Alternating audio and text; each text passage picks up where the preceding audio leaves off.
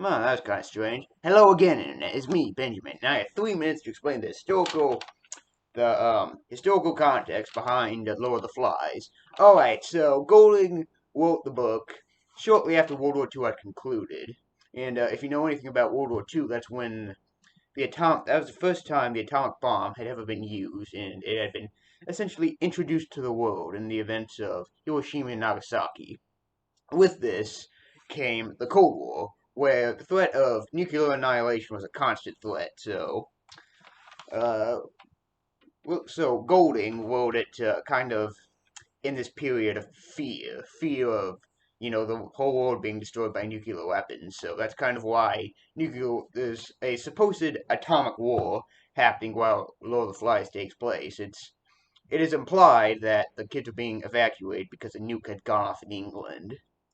And so, in the background, this is sort of like the background for the story. And it was also written shortly after World War II, where Golding had witnessed countless atrocities perpetrated by both the Germans and things that he had done himself, such as bombarding German positions, the result of which horrified him. So, yeah, the historical context is in the aftermath of World War II and right as the Cold War was taken off. So, we have the threat of nuclear weapons and the end of sort of this, and also kind of this tension between the United States and Russia, which could potentially turn into a nuclear war.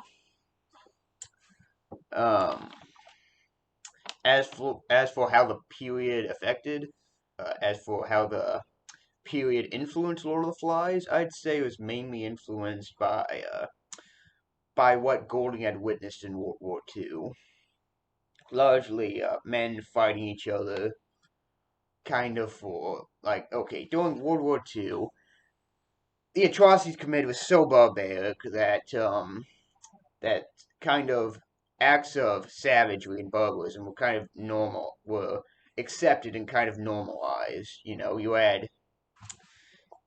had like the Blitzkrieg in Germany, where they kind of basically like they treated the native inhabitants of any country they conquered absolutely horribly. With this, the British kind of justified blowing up German submarines, sinking German ships, and just this all-out war kind of became normal during the period. And I suppose it could also be due sort of to the British school system. The British school system during the 1950s was absolutely brutal. There was constant bullying. You had the you had kind of teachers and schoolmasters who abused their power, and then you had this third thing called buggery. Sexual abuse was apparently a problem during this period. And if you know anything about the stereotypical British schoolmaster, you would know that uh, kids during this time period received a lot of lashings. So I guess you could compare a 1950s British public school to sort of like a prison. It was a very oppressive environment for a child, and it kind of, the brutality in 1950s British public school kind of resembles that of what we see in Lord of the Flies. I don't have the book with me right now, but I guarantee if I had that book with me by now, I'd be holding it in front of my face.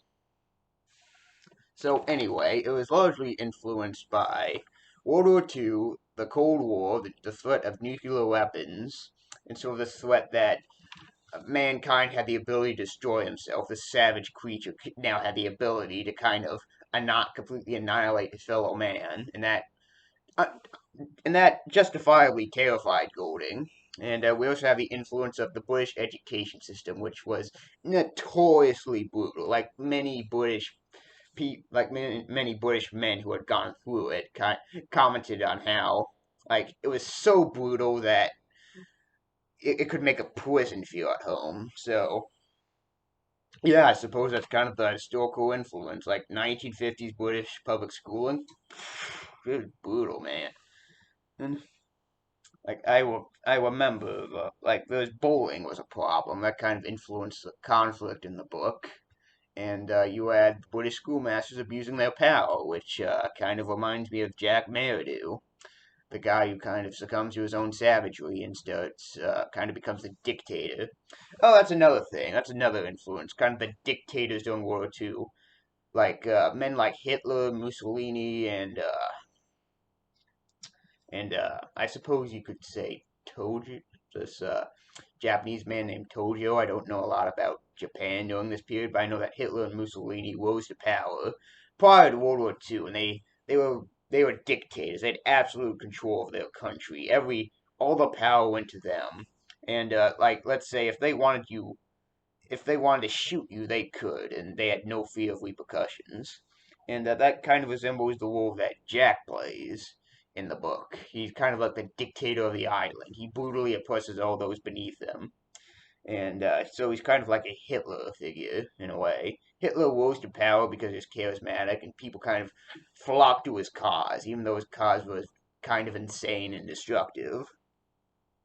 But Hitler was so charismatic that even though his ideas were insane, people just succumbed to their own savagery and flocked to his banner. And they kind of supported his brutal war. And there's a ton of bloodshed because everyone listened to this dictator, which is what happens in Lord of the Flies. So I'd say that William Golding definitely took influence from like the rise of dictatorial figures during this time period.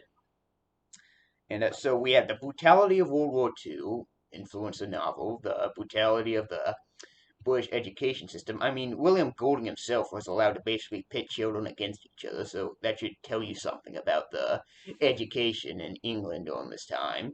And then you have the threat of nuclear annihilation, and sort of this idea of the atrocities committed in World War II, and kind of displaying the savagery of man and our own self-destructive capabilities. So I'd say that all of these historical factors impacted Lord of the Flies. And it was also due to this kind of naivety prior to World War II that the idea of the perfectibility of man, that people were capable of being morally perfect, that people could be somehow morally upstanding figures. Like, there's nothing wrong with me. It's like, if you do something bad, it's like, you're abnormal. Like, evil is abnormal. Evil is this external force. It has nothing to do with us. It's just, if you do something bad, you're weird. You're not normal.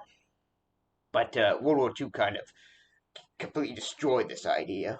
Just like normal, like the Nazi doctors in concentration camps. They're some of the most educated people in the world, yet they're capable of doing that. So yeah, so it's kind of Golding felt very disillusioned after World War II. It was like the childhood of man had come to an end, just because man was just capable of so much brutality. I mean, if mankind was capable of inventing nukes, but then British school children, were capable of fighting and killing each other on an island. I mean, especially when you take like his experiences in the British education system into account. Well, I think I've gone over how the history of the period kind of influenced Lord of the Flies and kind of how it influenced the story. Like I said in previous podcasts, William Golding, as a child, loved British adventure stories that took place on desert islands. But after World War II, he was so disillusioned that he saw it as very unrealistic. Like, I believe one evening he said to his wife, "Wouldn't it be fantastic if I wrote a book and placed children on an island and had them behave the way they really would?" So yeah, it was sort of the naivety of the time period, the disillusionment from World War II, atomic weapons, and the British education system. I'd say those were the biggest factors that influenced Lord of the Flies. Well, I've gone a little bit over 9 minutes, so this is Ben Gale signing off. Sources in the description, as always.